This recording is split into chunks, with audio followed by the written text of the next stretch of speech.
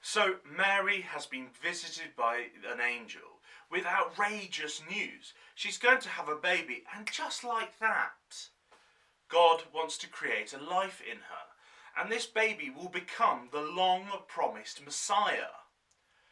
So what happens next? Everything turns to the response of this young woman. Christmas depends on her heart. Bear in mind just how huge this is.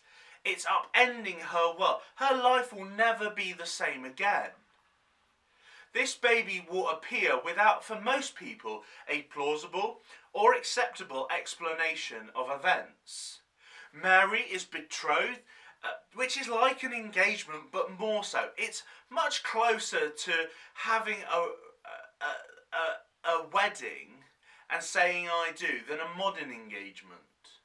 So how is she going to explain this to Joseph?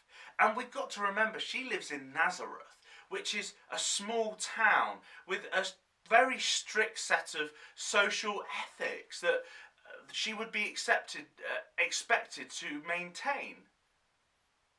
She knows all this as she stands before an angel.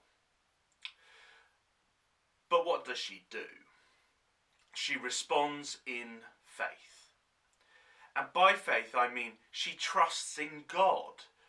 If he says this is vital, then it is. And if he says she's the one, then she must be the one. She's taking him at his word and depending on him. She believes the angel's claim that in verse 37, for no word from God will ever fail. Or as some people translate it, nothing is impossible with God. He really can bring this baby into being. He really can get her through this. And so Mary responds with yes. It says in the Bible, I am the Lord's servant, Mary answered.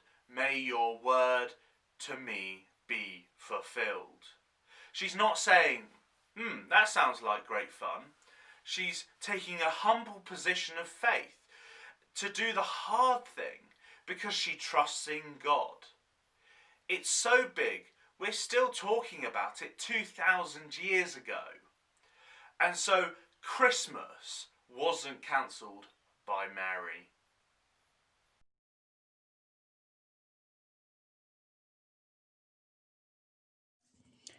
Just 14 sleeps till Christmas.